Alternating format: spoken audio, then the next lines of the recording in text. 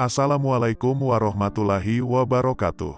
Semoga Allah senantiasa selalu melimpahkan rahmat-Nya kepada kita semua. Kali ini, Sobat Dins, akan membacakan beberapa nasihat-nasihat atau ajaran Syekh Abdul Qadir Al-Jailani, yang ditulisnya di dalam kitabnya yang berjudul Futuhul Gaib. Yang akan dibacakan berikut ini diterjemahkan oleh Asep Kamal di dalam buku yang berjudul Kunci Tasawuf Menyingkap Rahasia Kegaiban Hati terbitan Husaini Bandung. Berikut uraiannya, dengan menyebut nama Allah yang Maha Pemurah lagi Maha Penyayang. Ajaran pertama, ada 3 perkara yang wajib diperhatikan oleh setiap mukmin di dalam seluruh keadaan, yaitu 1. Melaksanakan segala perintah Allah. 2. Menjauhkan diri dari segala yang haram. Dan 3. Ridha dengan hukum-hukum atau ketentuan Allah. Ketiga perkara ini jangan sampai tidak ada pada seorang mukmin. Oleh karena itu, seorang mukmin harus memikirkan perkara ini, bertanya kepada dirinya tentang perkara dan anggota tubuhnya melakukan perkara ini. Ajaran kedua, ikutilah dengan ikhlas jalan yang telah ditempuh oleh Rasulullah, dan janganlah merubah jalan itu. Patuhlah kepada Allah dan Rasul-Nya, dan jangan sekali-kali berbuat durhaka. Bertauhidlah kepada Allah dan jangan menyekutukannya. Allah itu Maha Suci dan tidak mempunyai sifat-sifat tercela atau kekurangan. Janganlah ragu-ragu terhadap kebenaran Allah. Bersabarlah dan berpegang teguhlah kepadanya. Bermohonlah kepada Allah dan tunggulah dengan sabar. Bersatu padulah di dalam mentaati Allah dan janganlah berpecah belah. Saling mencintailah di antara sesama dan janganlah saling mendengki. Hindarkanlah diri dari segala noda dan dosa. Hiasilah dirimu dengan ketaatan kepada Allah. Janganlah menjauhkan diri dari Allah dan janganlah lupa kepadanya. Janganlah lalai untuk bertobat kepadanya dan kembali kepadanya. Janganlah jemu untuk memohon ampun kepada Allah pada siang dan malam hari. Mudah-mudahan kamu diberi rahmat dan dilindungi olehnya dari mara bahaya dan azab neraka, diberi kehidupan yang berbahagia di dalam surga, bersatu dengan Tuhan dan diberi nikmat-nikmat olehnya. Kamu akan menikmati kebahagiaan dan kesentosaan yang abadi di surga beserta para nabi, orang-orang sidik, para syuhada dan orang-orang soleh. Kamu akan hidup kekal di dalam surga itu untuk selama-lamanya. Ajaran ketiga, manakala seorang hamba Allah diuji oleh Allah, maka mula-mula ia akan melepaskan dirinya dari ujian atau cobaan yang menyusahkannya itu. Jika tidak berhasil, maka ia akan meminta pertolongan kepada orang-orang lain seperti para raja, para penguasa, orang-orang dunia atau para hartawan. Jika ia sakit, maka ia akan meminta pertolongan kepada dokter atau dukun. Jika hal ini pun tidak berhasil, maka ia kembali menghadapkan wajahnya kepada Allah Subhanahu wa Ta'ala untuk memohon dan meratap kepadanya. Selagi ia masih dapat menolong dirinya, ia tidak akan meminta pertolongan kepada orang lain. Dan selagi pertolongan lain masih ia dapatkan, maka ia tidak akan meminta pertolongan kepada Allah. Jika ia tidak mendapatkan pertolongan Allah, maka ia akan terus meratap, salat, berdoa dan menyerahkan dirinya dengan sepenuh harapan dan kecemasan terhadap Allah Ta'ala. Sekali-kali Allah tidak akan menerima ratapannya, sebelum ia memutuskan dirinya dari keduniaan. Setelah ia terlepas dari hal-hal keduniaan, maka akan tampaklah ketentuan dan keputusan Allah pada orang itu dan lepaslah ia dari hal-hal keduniaan. Selanjutnya hanya ruh sajalah yang tinggal padanya. Dalam peringkat ini, yang tampak olehnya hanyalah kerja atau perbuatan Allah dan tertanamlah di dalam hatinya kepercayaan yang sesungguhnya tentang tauhid keesaan Allah. Pada hakikatnya, tidak ada pelaku atau penggerak atau yang mendiamkan, kecuali Allah saja. Tidak ada kebaikan dan tidak ada keburukan, tidak ada kerugian dan tidak ada keuntungan, tidak ada faidah dan tidak pula ada anugerah, tidak terbuka dan tidak pula tertutup, tidak mati dan tidak hidup, tidak kaya dan tidak pula papa, melainkan semuanya adalah di tangan Allah. Hamba Allah itu tidak ubahnya seperti bayi yang berada di pangkuan ibunya atau seperti orang mati yang sedang dimandikan atau seperti bola di kaki pemain. Melambung, bergulir, ke atas ke tepi dan ke tengah, senantiasa berubah tempat dan kedudukan. Ia tidak mempunyai daya dan upaya, maka hilanglah ia keluar dari dirinya dan masuk ke dalam perbuatan Allah semata-mata. Hamba Allah semacam ini, hanya melihat Allah dan perbuatannya. Yang didengar dan diketahui hanyalah Allah. Jika ia melihat sesuatu, maka dilihatnya itu adalah perbuatan Allah. Jika ia mendengar atau mengetahui sesuatu, maka yang didengar dan diketahuinya itu hanyalah firman Allah. Dan jika ia mengetahui sesuatu, maka ia mengetahuinya itu melalui pengetahuan Allah. Ia akan diberi anugerah Allah. Beruntunglah ia, karena dekat dengan Allah. Ia akan dihiasi dan dimuliakan. Ridalah ia kepada Allah. Bertambah dekatlah ia kepada Tuhannya. Bertambah cintalah ia kepada Allah. Bertambah khusyuklah ia mengingat Allah. Bersemayamlah ia di dalam Allah. Allah akan memimpinnya dan menghiasinya dengan kekayaan cahaya Allah. Maka terbukalah tabir yang menghalanginya dari rahasia Allah yang Maha Agung. Ia hanya mendengar dan mengingat Allah yang Maha Tinggi. Maka ia senantiasa bersyukur dan salat di hadapan Allah Subhanahu wa Ta'ala. Ajaran keempat, apabila kamu mati dari makhluk, maka akan dikatakan kepada kamu, semoga Allah melimpahkan rahmatnya kepada kamu. Kemudian Allah akan mematikan kamu dari nafsu-nafsu badaniyah. Apabila kamu telah mati dari nafsu badaniyah, maka akan dikatakan kepada kamu, semoga Allah melimpahkan rahmatnya kepada kamu. Kemudian Allah akan mematikan kamu dari kehendak-kehendak dan nafsu. Dan apabila kamu telah mati dari kehendak dan nafsu, maka akan dikatakan kepada kamu, semoga Allah melimpahkan rahmatnya kepada kamu. Kemudian Allah akan menghidupkan kamu di dalam suatu kehidupan yang baru. Setelah itu, kamu akan diberi hidup yang tidak ada mati lagi. Kamu akan dikayakan dan tidak akan pernah papa lagi.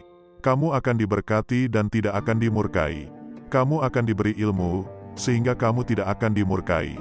Kamu akan diberi ilmu, sehingga kamu tidak akan pernah bodoh lagi. Kamu akan diberi kesentosaan dan kamu tidak akan merasa ketakutan lagi. Kamu akan maju dan tidak akan pernah mundur lagi. Nasib kamu akan baik, tidak akan pernah buruk. Kamu akan dimuliakan dan tidak akan dihinakan. Kamu akan didekati oleh Allah dan tidak akan dijauhi olehnya. Martabat kamu akan menjadi tinggi dan tidak akan pernah rendah lagi. Kamu akan dibersihkan, sehingga tidak lagi kamu merasa kotor. Ringkasnya, jadilah kamu seorang yang tinggi dan memiliki kepribadian yang mandiri.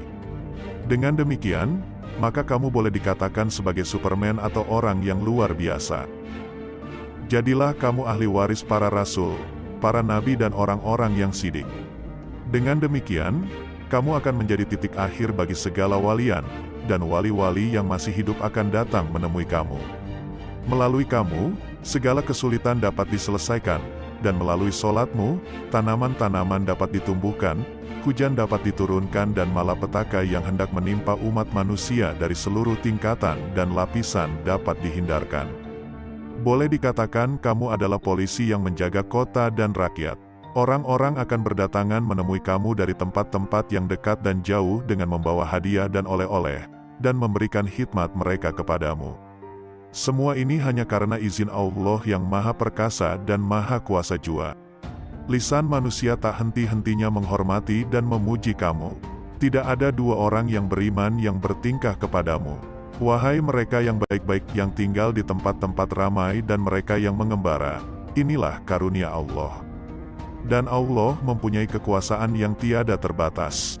Ajaran kelima, apabila kamu melihat dunia dikuasai oleh ahli-ahli dunia dengan perhiasan dan kekosongannya, dengan penipuan dan perangkapnya dan dengan racunnya yang membunuh, yang di luarnya tampak lembut tetapi di dalamnya sangat membahayakan, cepat merusak dan membunuh siapa saja yang memegangnya, yang menipu mereka dan yang menyebabkan mereka lengah terhadap dosa dan maksiat. Apabila kamu lihat semua itu, maka hendaklah kamu bersikap sebagai seorang yang melihat orang lain yang membuang air besar yang membuka auratnya dan mengeluarkan bau busuk. Dalam keadaan seperti itu, hendaklah kamu memalingkan pandanganmu dari ketelanjangannya dan menutup hidungmu supaya tidak mencium bau busuk kegemerlapannya yang tidak kekal.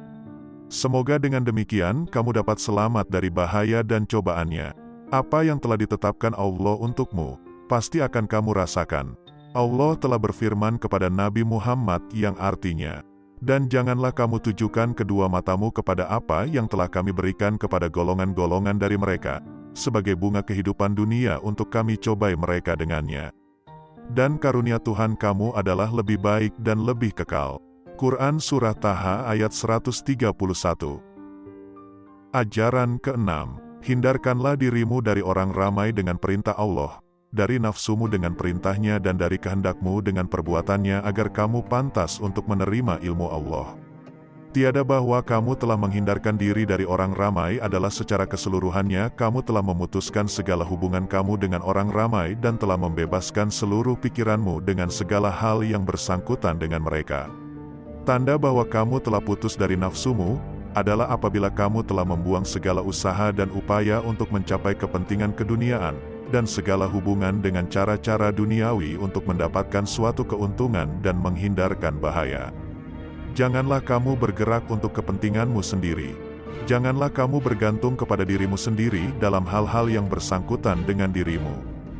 Janganlah kamu melindungi dan menolong dirimu dengan dirimu sendiri.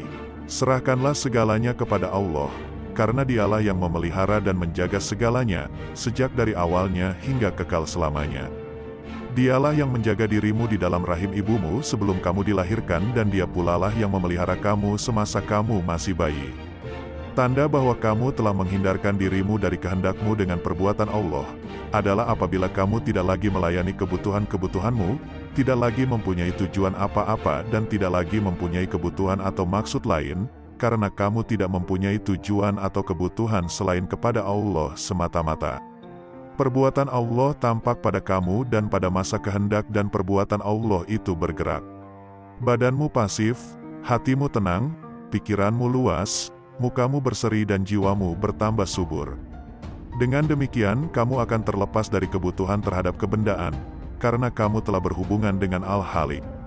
Tangan yang maha kuasa akan menggerakkanmu, lidah yang maha abadi akan memanggilmu. Tuhan semesta alam akan mengajar kamu dan memberi pakaian cahayanya, dan pakaian kerohanian serta akan mendudukkan kamu pada peringkat orang alim terdahulu. Setelah mengalami semua ini, hati kamu akan bertambah lebur, sehingga nafsu dan kehendakmu akan hancur bagaikan sebuah tempayan yang pecah yang tidak lagi berisikan air walau setetes pun. Kosonglah dirimu dari seluruh perilaku kemanusiaan dan dari keadaan tidak menerima suatu kehendak selain kehendak Allah. Pada peringkat ini, kamu akan dikaruniai keramat-keramat dan perkara-perkara yang luar biasa. Pada zahirnya, perkara-perkara itu datang darimu, tapi yang sebenarnya adalah perbuatan dan kehendak Allah semata. Oleh karena itu, masuklah kamu ke dalam golongan orang-orang yang telah luluh hatinya dan telah hilang nafsu-nafsu kebinatangannya. Setelah itu kamu akan menerima sifat-sifat ketuhanan yang maha tinggi. Berkenaan dengan hal inilah, maka Nabi besar Muhammad bersabda, "Aku menyukai 3 perkara dari dunia ini. Bau-bauan yang harum, wanita dan salat yang apabila aku melakukannya, maka mataku akan merasa sejuk di dalamnya." Semua ini diberikan kepadanya setelah seluruh kehendak dan nafsu sebagaimana disebutkan di atas terlepas dari dirinya. Allah berfirman, "Sesungguhnya aku bersama mereka yang telah luluh hatinya karena aku." Allah Ta'ala tidak akan menyertai kamu, sekiranya semua nafsu dan kehendakmu itu tidak diluluhkan. Apabila semua itu telah hancur dan luluh, dan tidak ada lagi yang tersisa pada dirimu, maka telah pantaslah kamu untuk diisi oleh Allah, dan Allah akan menjadikan kamu sebagai orang baru yang dilengkapi dengan tenaga dan kehendak yang baru pula. Jika egomu tampil kembali, walaupun hanya sedikit, maka Allah akan menghancurkannya lagi, sehingga kamu kosong kembali seperti semula, dan untuk selamanya kamu akan tetap luluh hati. Allah akan menjadikan kehendak-kehendak baru di dalam diri kamu dan jika dalam pada itu masih juga terdapat diri ego kamu, maka Allah pun akan terus menghancurkannya. Demikianlah terus terjadi hingga kamu menemui Tuhanmu di akhir hayatmu nanti. Inilah maksud firman Tuhan, "Sesungguhnya aku bersama mereka yang telah luluh hatinya karena aku." Kamu akan mendapatkan dirimu kosong, yang sebenarnya ada hanyalah Allah. Di dalam hadis qudsi, Allah berfirman, "Hambaku yang taat senantiasa memohon untuk dekat denganku melalui salat-salat sunatnya.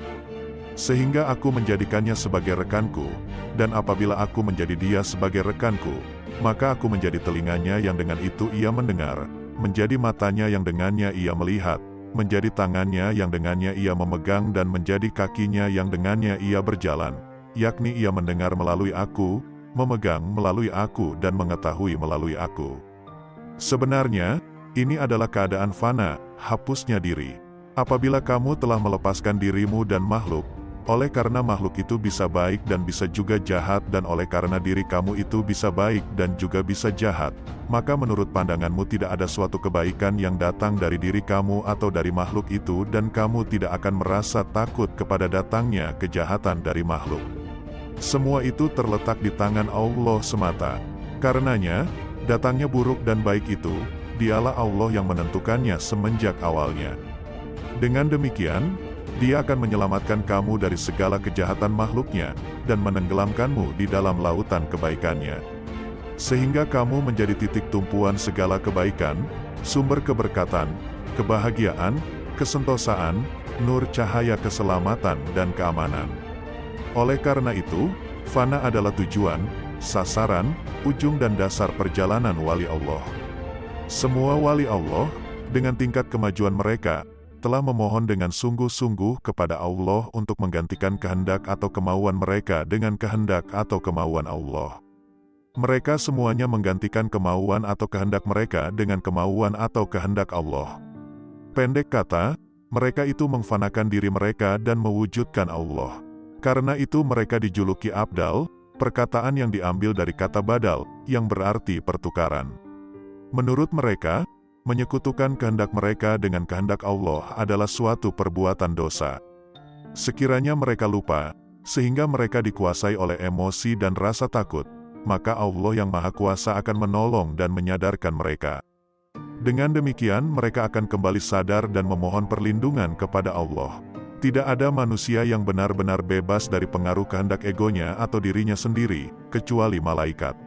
Para malaikat dipelihara oleh Allah dalam kesucian kehendak mereka dan para nabi dipelihara dari nafsu badaniah mereka.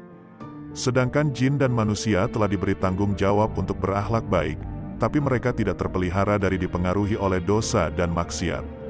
Para wali dipelihara dari kekotoran kehendak dan nista. Walaupun demikian, mereka tidak bebas mutlak, karena mereka pun mungkin mempunyai kelemahan untuk melakukan dosa. Tapi, dengan kasih sayang Allah, Allah akan menolong dan menyadarkan mereka. Jika suka video saya, silahkan subscribe dan aktifkan lonceng notifikasi agar terus update video terbaru dari Sobat Dins.